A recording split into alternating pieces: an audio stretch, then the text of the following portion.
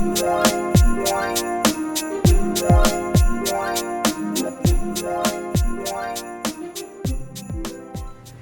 Vlogmas day 7.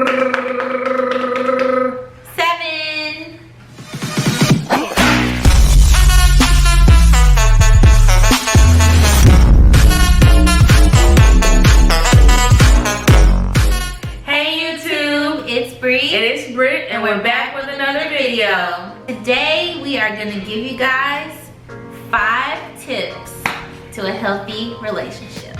So, we have been together, as we told you guys before, a long time. Almost 7.5 years. Yes, that's right. Yeah, so 7.5 years. Oh my goodness. So we just thought that we would come to you guys and give you guys some tips. Obviously, we are not perfect. We are not claiming to be relationship experts. We still figure things out every single day. Daily. We work on our relationship. Yeah. So nothing is perfect over here. We don't want to give off that vibe that we know everything is perfect or that we know everything. But we have been at this for a really long time, so we do know some things. We do have some tips for you guys. And we've definitely been helpful to a few other people that we know, a few other couples that we know. I also want to add that a lot of times, even when we're together or when we're not together, we've kind of made it an ongoing thing between the two of us. Like, we meet a couple that's been together for years and years and years. We'll always ask, like, what's the key to a successful relationship?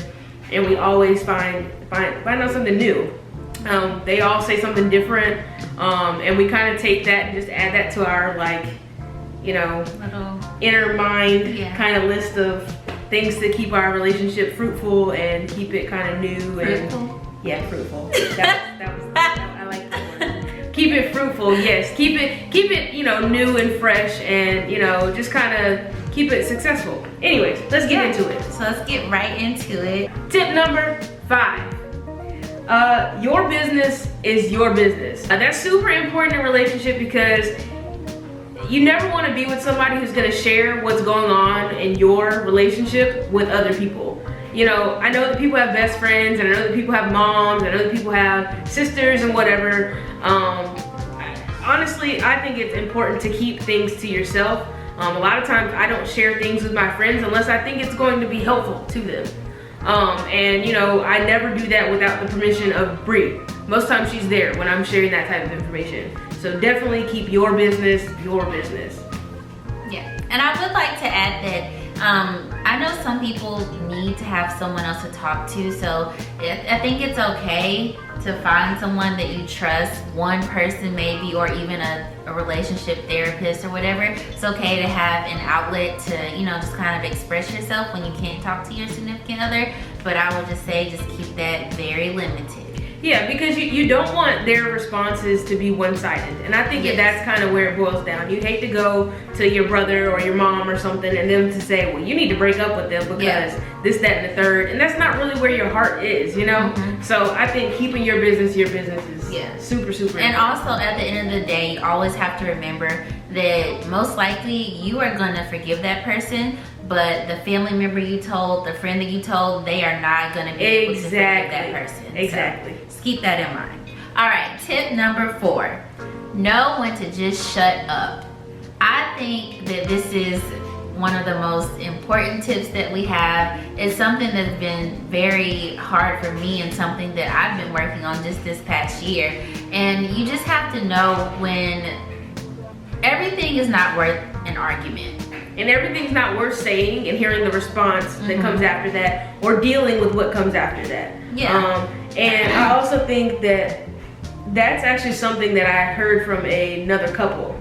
That is interesting. Bree kind of helped us come up with this list, and that's something that was very prominent from, you know, a couple that I spoke with. Actually, most men think that. Know when to shut up. Just stop arguing. It's not that crucial.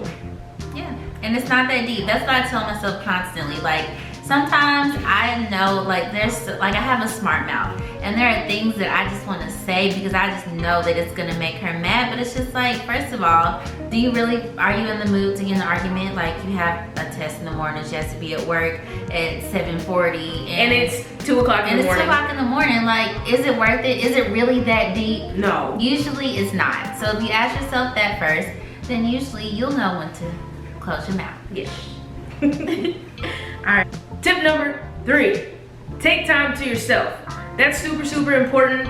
You always want to make sure that you dedicate some alone time. I know spending time with a significant other is a lot of our, or most of our, primary focus a lot of the time. But at the same token, you can't forget about taking time to yourself. I know for me, it may not look like it, but I do go to the gym. November was a little rocky. December's been a little rocky too.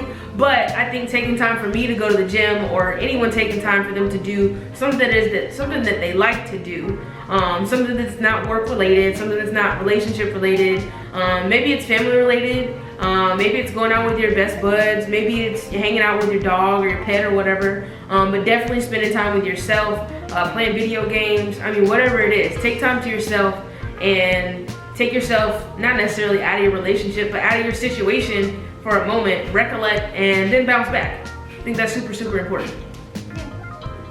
All right, tip number 2 is to never stop chasing your partner. And I think that's really important. I think that at a certain point, all relationships kind of go through this, where you just kind of not let yourself go, but you just stop being who you were when you first met them, and you stop doing the things that you did when you first met them to get them, because you've gotten so comfortable in your relationship. Like, for example, I think a big thing for women in general, and maybe it's both of us, the bonnet. Don't be wearing that out in public. If you're like in a relationship and you want to keep your relationship vibrant and fruitful and spicy, I mean, it's okay to run to the gas station in your bonnet every once in a while. Don't go grocery shopping in it though. You're pressing it. Don't go to the mall in it. Because at the beginning of your relationship, you wouldn't have been out with your partner in your bonnet. Yeah, and that's obviously, some people can decide what they're gonna wear, when they're gonna wear it, however. But I think that, especially for relationships that you want to keep kind of spicy, you don't necessarily want to be looking bummish, more often than not. Do your hair occasionally, go on date night, keep chasing your partner, because, one day you're not gonna be able to chase them like you used to. But no, on a more serious note, I think that, chasing your partner is important. What else is another example of that? For our males out there, or our more dominant females. I think that doing sweet things for your partner, and it doesn't necessarily have to be like a big thing. Like more recently, Brittany has started opening my door for me. And that has been, I don't know why that has impacted me so much and made me just so happy. But it's just small things to be like, hey, we've been at this for a long time, but I still care. Like small acts of kindness. Yes. Coming home and having the house clean, or cooking dinner, or running bath water. Okay, yeah, I get exactly what you're saying. Yeah. Still treat me like I'm special. Like, we haven't been together for 7 years. We've been together for 6 months. Pretend like y'all are still trying to capture each other. Yeah, always. All right, and last but not least, tip number 1, communicate. Bree left this one for my responsibility for obvious reasons. I am a talker. For obvious, because I am a talker, big talker. But I think that advocating for communication in your relationship is the utmost important.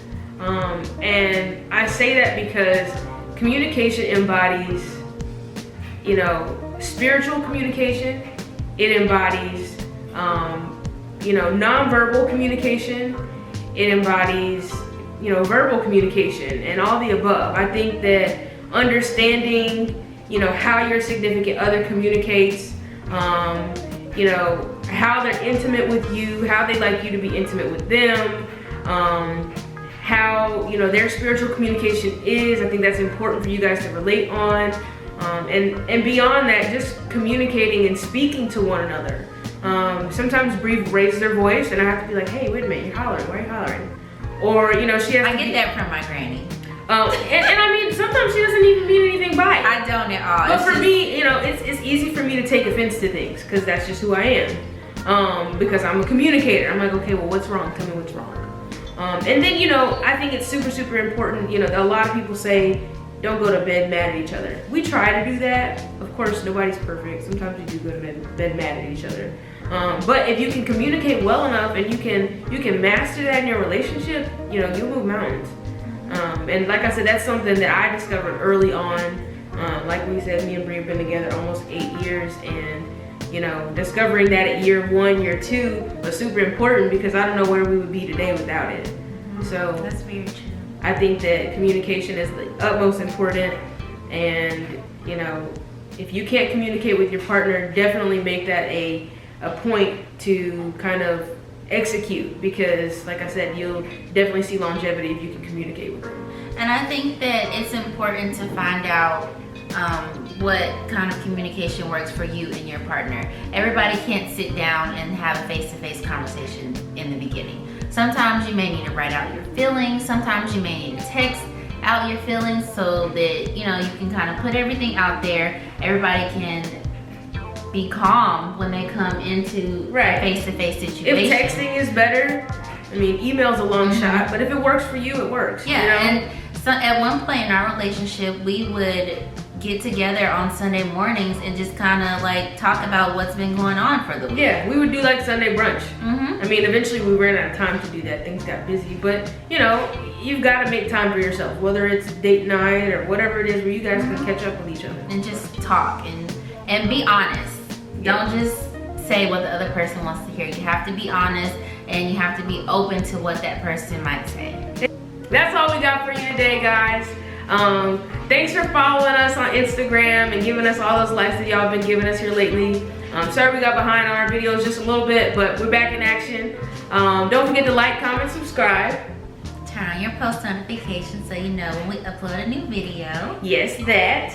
And don't forget to tell a friend about our channel and make sure you subscribe once again. All right. All right, we'll see y'all next vlog. Bye.